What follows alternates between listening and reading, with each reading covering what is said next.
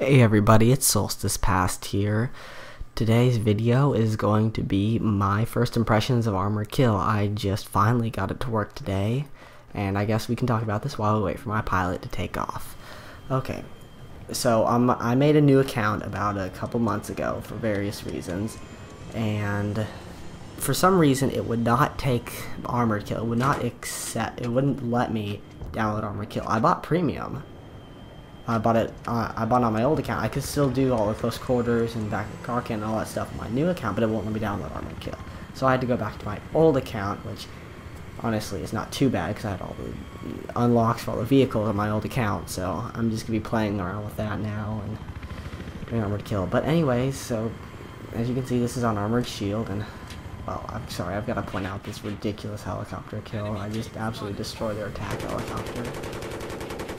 Our driver would have kept us still. I would have killed him on that first run by, but anyways, I get a triple kill and ground their attack helicopters. So anyways, my first impressions. I played a match before this just to get my bearings, and I basically loved it, but there was one thing on Alvarez Mountain I could not.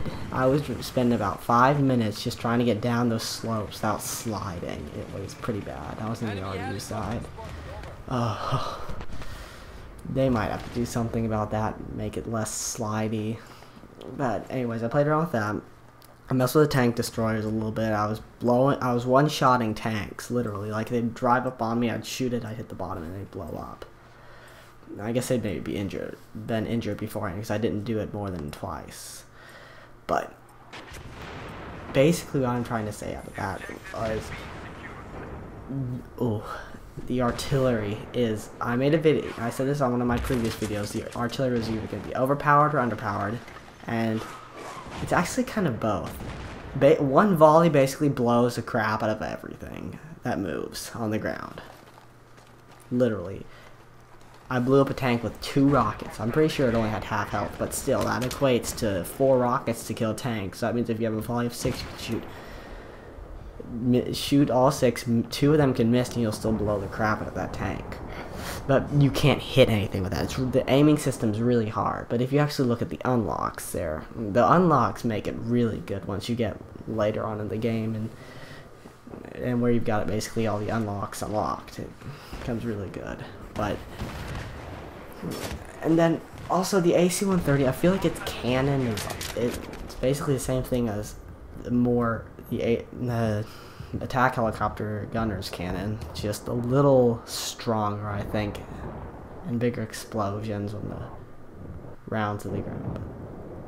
It's pretty fun. It's also hard to aim with that, though.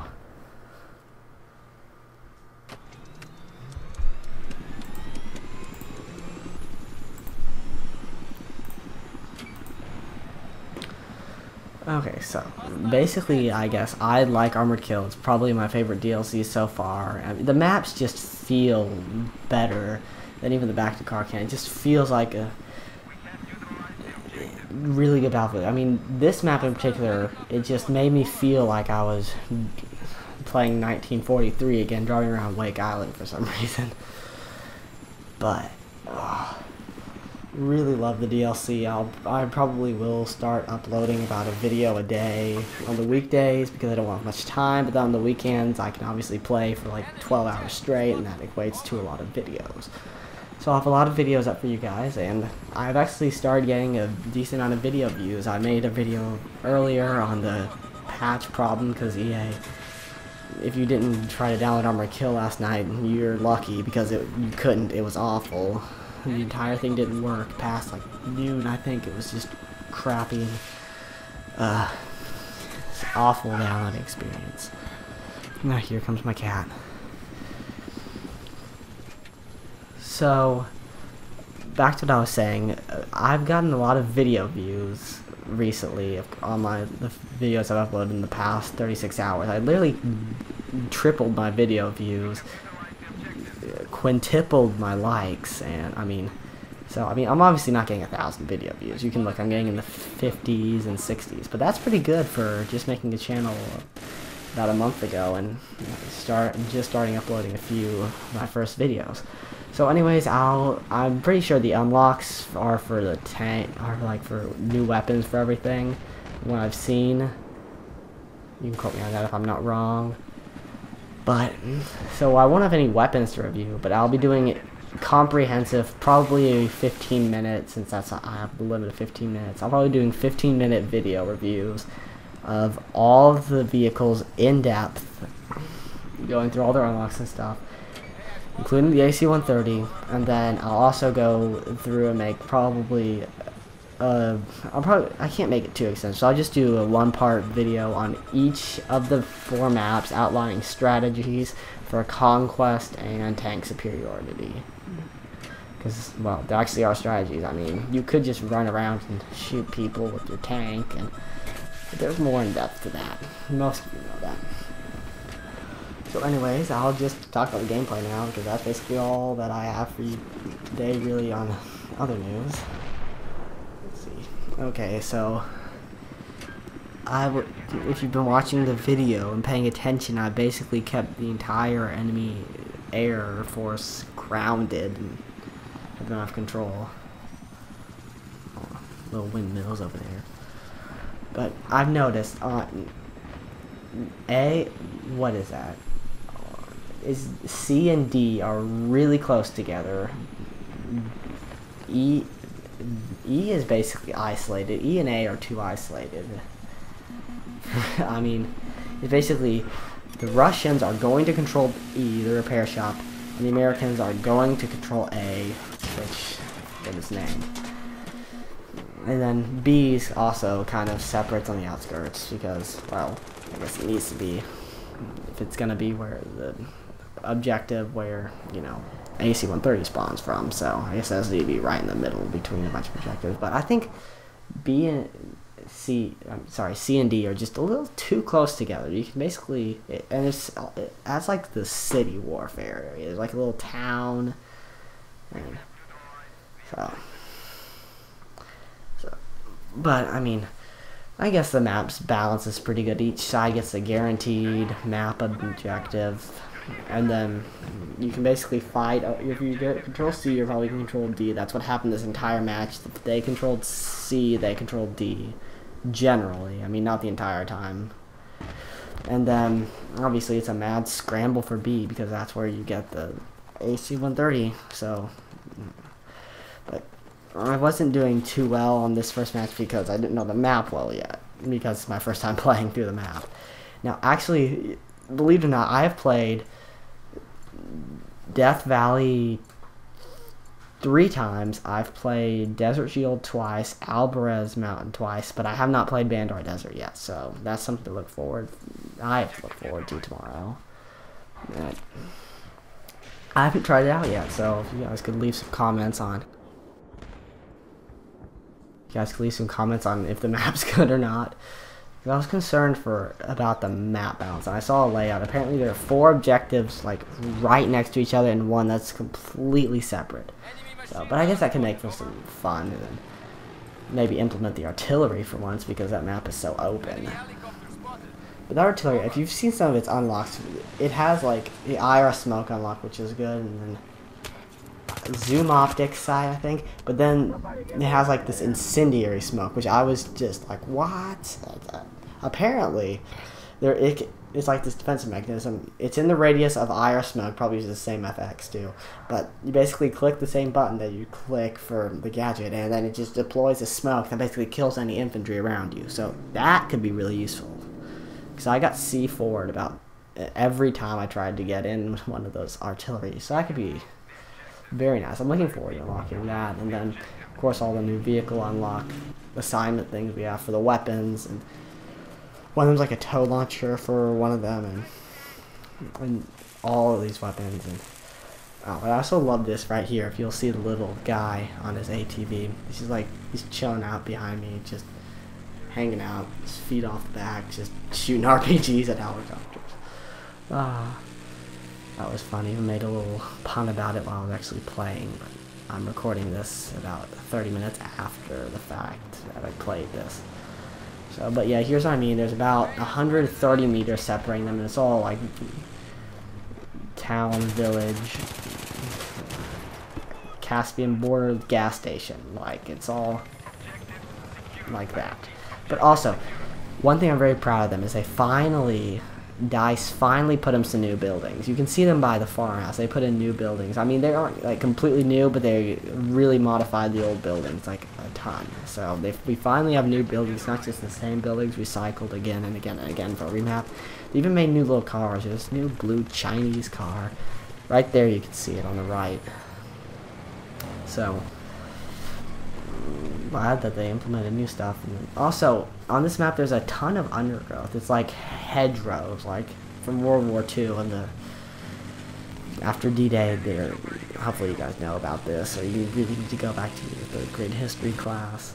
But the American and British forces were stalled for months trying to go through a hedgerows area, and that's what that middle section reminded me of a little bit. I don't think we did a review of it for a while, but over there by that big antenna tower in the circle where the tank superiority flag is and tank superiority.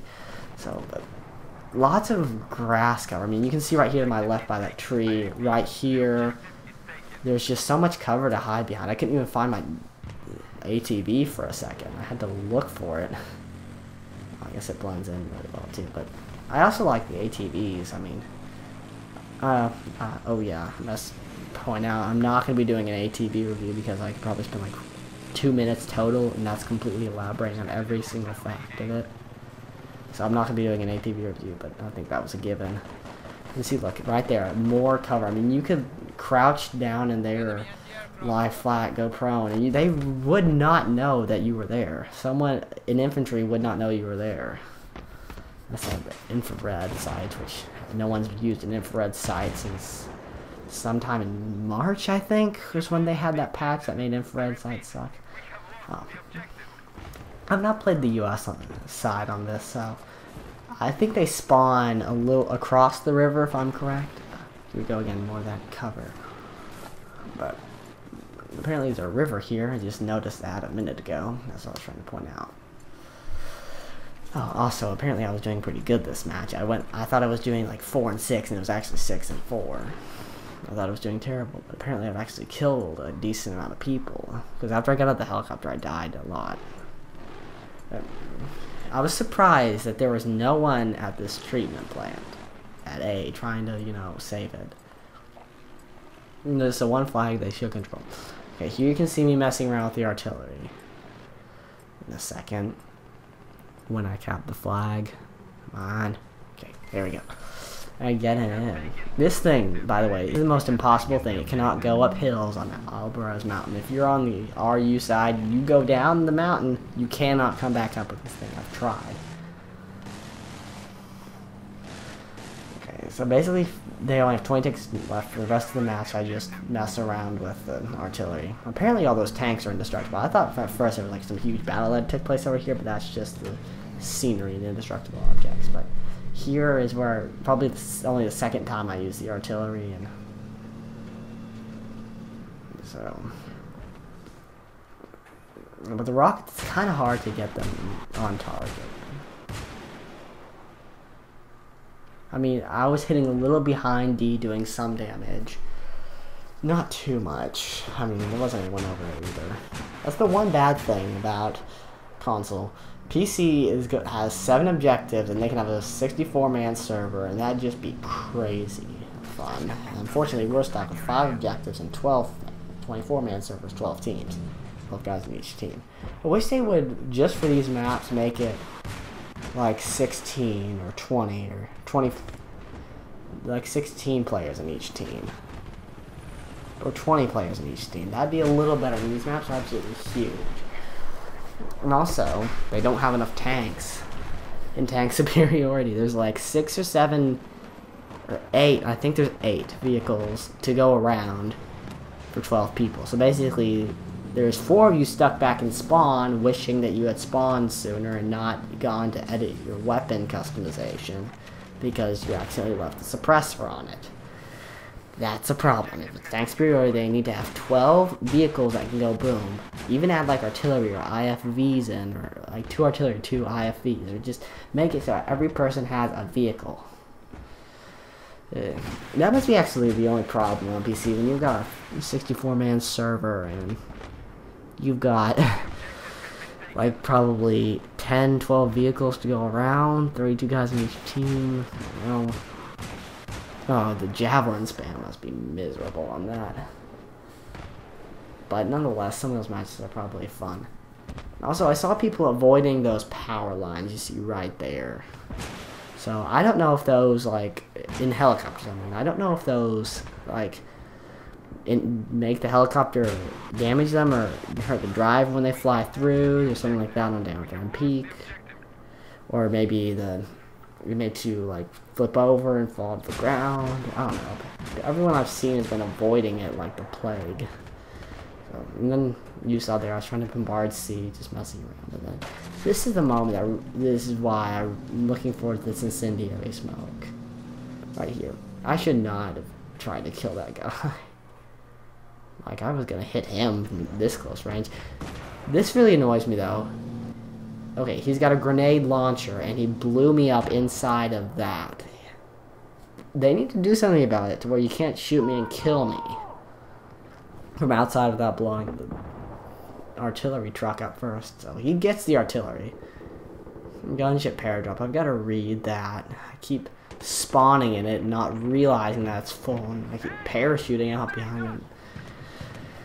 Outside the map. But, I mean, I guess it is a good way to get behind enemy lines, so just had to be strategic with it.